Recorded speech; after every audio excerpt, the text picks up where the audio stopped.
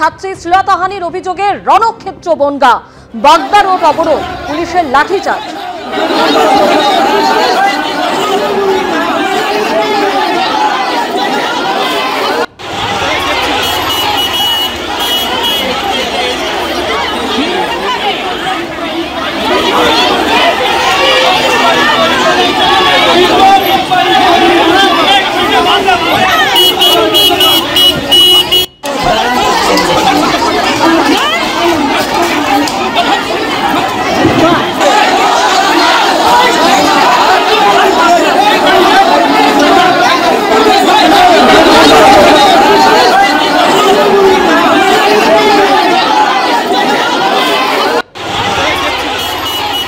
যে ছবি আপনারা দেখতে পাচ্ছেন, ছাত্রী শ্লীলতাহানির অভিযোগে রণক্ষেত্রের চেহারা নেয় বনগাঁ, বাগদা রোড অবরোধ করা হয়, পুলিশের সঙ্গে চলে লাঠিচার্জ।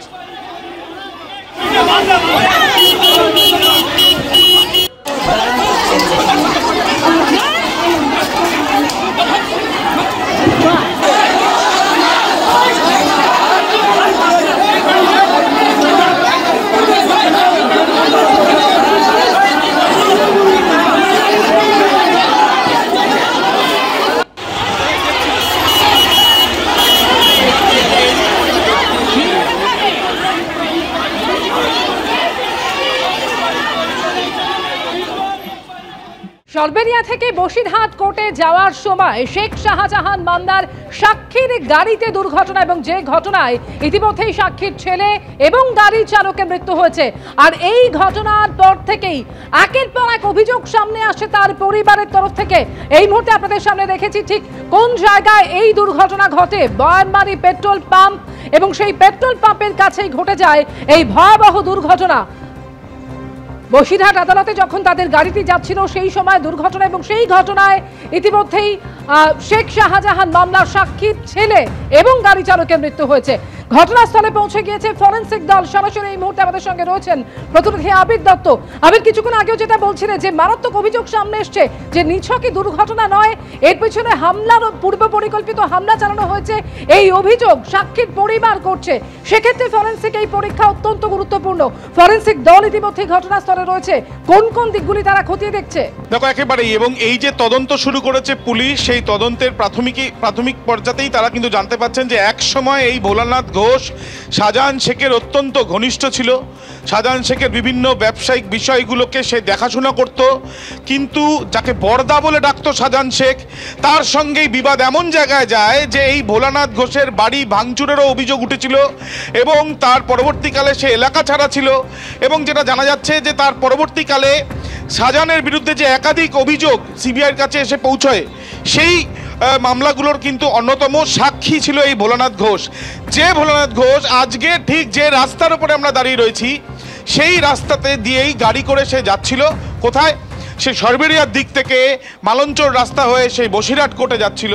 ঠিক সেই সময় তার গাড়িকে উল্টো দিক থেকে, অর্থাৎ মালঞ্চর দিক থেকে আসা একটি গাড়ি, সেই গাড়িটি এসে ধাক্কা মারে, এবং একটি লরি এসে ধাক্কা মারে, এবং ধাক্কা মারার পর গাড়িটি ছিটকে যায়। গাড়ির সামনে যে দুজন বসেছিলেন তার মধ্যে অন্যতম ভোলানাথ ঘোষ এবং গাড়ির চালক, পিছনে তার ছেলে এবং গাড়ির চালকের মৃত্যু হয়েছে। যেহেতু ডান দিকে এসে ধাক্কা মারে লরিটি, উল্টো দিক থেকে আসছিল, 2 লেন রাস্তা, এবং ধাক্কা মারার পর যে লরির চালক, প্রত্যক্ষদর্শী একজন জানিয়েছেন, লরির চালককে ঠিক ঘটনার পর লরিটি যখন সাইডে পড়ে যায় তখন সেখান থেকে বেরিয়ে প্রথমে হেঁটে এই রাস্তা ধরেই কিছুটা এগিয়ে তারপরে দৌড়ে চলে যেতে তিনি দেখেন।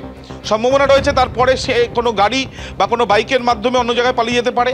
কিন্তু যেটা তদন্তকারী আধিকারিকরা ইতিমধ্যে দেখার চেষ্টা করছেন, ফরেন্সিক বিশেষজ্ঞরা এখানে রয়েছেন, এই মামলায় বা এই যে ঘটনাটি ঘটেছে সেটি বর্তমানে যতক্ষণ পর্যন্ত লিখিতভাবে খুনের চেষ্টার অভিযোগ জানাচ্ছেন ভোলানাথ ঘোষ, তার আগে পর্যন্ত রোড ট্রাফিক অ্যাক্সিডেন্ট হিসেবে রয়েছে। এবং এই যে ফ্যাটাল অ্যাক্সিডেন্ট, সেই অ্যাক্সিডেন্টে যে জায়গায় ঘটেছে সেই জায়গায় কোনো সিসিটিভি নেই। তাহলে এই মামলাতে সবথেকে গুরুত্বপূর্ণ হচ্ছে দুটো বিষয়। প্রথম, যিনি গাড়ির ভেতরে উপস্থিত ছিলেন। আবির, তুমি আমাদের সঙ্গে থাকো, এই মুহূর্তে ভোলানাথ ঘোষ কি বলছেন শোনাবো। কার নামে? আমি সবগুলো এখান থেকে একটু পরে পেয়ে যাবেন। আমি বলছি, সবাইকে সম্মান দিয়ে বলছি, আমি খুব কষ্টে আছি। সন্তান হারা তো, বাড়িতে গিন্নি স্ট্রোক পেশেন্ট, আমি বাড়ি যাই। হ্যাঁ, প্রশাসন বা ডাক্তার বলে দিয়েছে, আমাকে ছুটি দিত না। আমি বললাম আমার ছেলে মারা গেছে, পোস্টমর্টম হবে, বাড়িতে গিন্নি স্ট্রোক আমাকে ছেড়ে দেন যে কোনো মূল্যে। ওকে আমি নিশ্চয়ই নিশ্চয়ই সব আরো অনেক সব পেয়ে যাবেন একটু পরে। ও আমাকে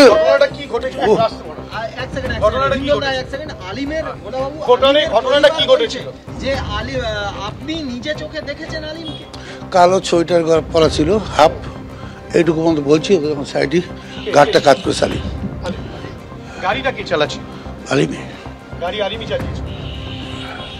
আমি তো চিনি, আমি খুব ভালো চিনি।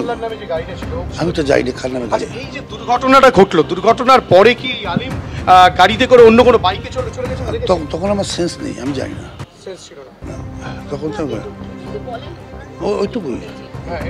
ও মানে অনেকদিন থেকে একটা পরিকল্পনা চলছে আমাকে সরিয়ে দেবেন, কারণ আমি বড়োবাবুর মানে বড় সাহেবের কিছু কেজের আমাকে সিবিআইডি ঘন ঘন ডাকতো, কিছু সাক্ষী মেনেছে, যার জন্য অনেক থেকে আগের থেকে পরিকল্পনা যেভাবে ওকে সরিয়ে দিতে হবে। শেখ শাহজাহানের মামলায় সাক্ষী অনেক আছে কি মানে আপনার না, আমি ওনার সঙ্গে ব্যবসায়ী পার্টনার ছিলাম। আমাকে ঠকিয়ে যখন এখান থেকে 2020 সালে একবার পরিকল্পনা করলো, তখন বাড়ি থেকে চলে গেলাম। তারপর বাড়িতে আসলাম, প্রশাসনের দৌলতে আমাদের হাজি সাহেব এমপি চলে সুন্দর চলছিলাম, কিন্তু ওরা বেরোতে পারছে না, একেবারে দিন যাচ্ছে। এবার বিভিন্ন পরিকল্পনা যে বলে আমি আরো কিছু ক্ষতি করতে চলেছি, তাই ওকে সরিয়ে দিলে আমার ঠিক থাকবে। আজকে এলাকার এমএলএ ছুটে এসেছেন, আপনি কি আমার খুব ভালোবাসে এমএলএ কে সেটা জানিয়েছিলেন যে আপনি বুঝতে পেরেছিলেন? ওনার এটা অনেকদিন আগের থেকে সবার সঙ্গে টুকটাক আলোচনা করা আসছে যে আমার যেন ভালো লাগছে, আমি বাড়িতে বেরোতাম না। এমএলএ জানতেন এটা? সবাই টুকটাক একটু যে আমি চাপে আছি। ফলো করছিল কি আপনাকে আজকে যখন বাড়ি থেকে বেরোন? ওই গাড়িগুলো ফলো বলতে সরবেরিয়া যারা করেছে তাদের নাম দিয়েছি, পরে আমি দাদা একটু সেজন্য আমার দক্ষিণ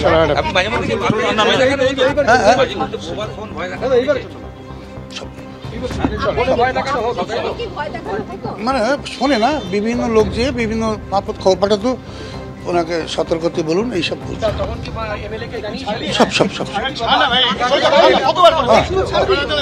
আমি বলবো মা তোমাদের সঙ্গে হাজির ছিল, আমি খুব কষ্ট আছি, গিন্নির জন্য বাড়ি যাচ্ছি না।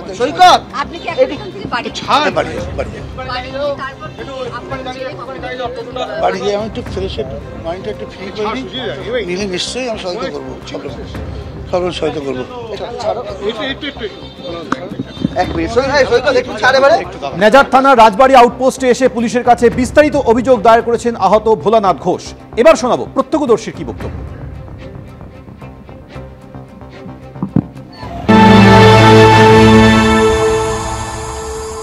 আমরা যখন আসি তখন অ্যাক্সিডেন্ট হয়েছে, আমরা সব বার্তা করলাম। কি দেখলে তখন? গাড়ির চালক গাড়িতে থেকে মানে নেমে গেছিল না কি না গাড়িতেই ছিল? মানে এই লরিতে যে ছিল চালাচ্ছিল না, ও তখন নেমে চলে গেছে। কিসে করে গেছে? ওই এই দিক থেকে ছুটে চলে গেছে। বাইকে না পায়ে হেঁটে? পায়ে হেঁটেই গেছে। আমরা এই পর্যন্ত দেখলাম পায়ে হেঁটে যাচ্ছে, তখন আমরা তো ওই গাড়িতে সব এই যারা অ্যাক্সিডেন্ট হয়েছে তাদেরকে বার্তার করছিলাম। না, একটা বিষয় বলুন, সেটা হচ্ছে যে এই গাড়িটা ঠিক কোন দিক থেকে আসছিল, মানে কোন দিকে এসে ধাক্কা মারলো? আপনি তখন কোন জায়গাটায়? আমি যখন আসি তখন অলরেডি অ্যাক্সিডেন্ট হয়ে ড্রাইভার তখন পার হচ্ছে, কিন্তু অ্যাক্সিডেন্ট মুহূর্তটা আমি ছিলাম না। আমি যখন এসে অ্যাক্সিডেন্ট হয়ে গেছে, তারপর দেখি ড্রাইভার নেমে চলে যাচ্ছে। একজনই ছিল না দুজন? একজনই ছিল। সে কোন দিকে চলে যাচ্ছে? কলুপাড়ার দিকে যাচ্ছিল। আর তখন এতগুলো লোক তখন কিসে মানে দৌড়াচ্ছিল না হেঁটে হেঁটেই চলে গেল? মানে বাইকে করে গেছে না হেঁটে গেছে গাড়ির চালক? এইখান থেকে বেরিয়ে ও এইদিকে হেঁটে, তারপরে ওইখান থেকে গিয়ে ছুটলো। তারপরে আমরা তো ওই যে গাড়িটা পড়েছে ওখানে দেখি একটা গাড়ি পড়ে আছে, তখন ওকে আমরা বার করার জন্যই ব্যস্ত ছিলাম। তারপরে ওকে আমরা দেখি বার করার সামনে কে বসেছিল? কে? ড্রাইভার ছিল। ড্রাইভার একাই ছিল? কোন গাড়ির? মানে যে গাড়িটা অ্যাক্সিডেন্ট হয়েছে, মানে ছোট গাড়িটার ড্রাইভার এবং আর দুজন ছিল। ভোলা আর একজন ওই ভোলা ঘোষ না কি নাম, ওনাকে বার করা হয়েছিল। আর ওদিকে উনি কি পিছনের সিটে ছিলেন না সামনের সিটে? উনি পেছনের সিটেই ছিল। ওই পেছনের সিটে দুজন ছিল আর সামনে ড্রাইভার ছিল। ভোলা ঘোষ কোন সিটে ছিলেন, পিছনের দিকে না সামনে জানেন? পেছনে বাম সাইডে ছিল। এবিপি আনন্দ, এগিয়ে থাকে, এগিয়ে রাখে।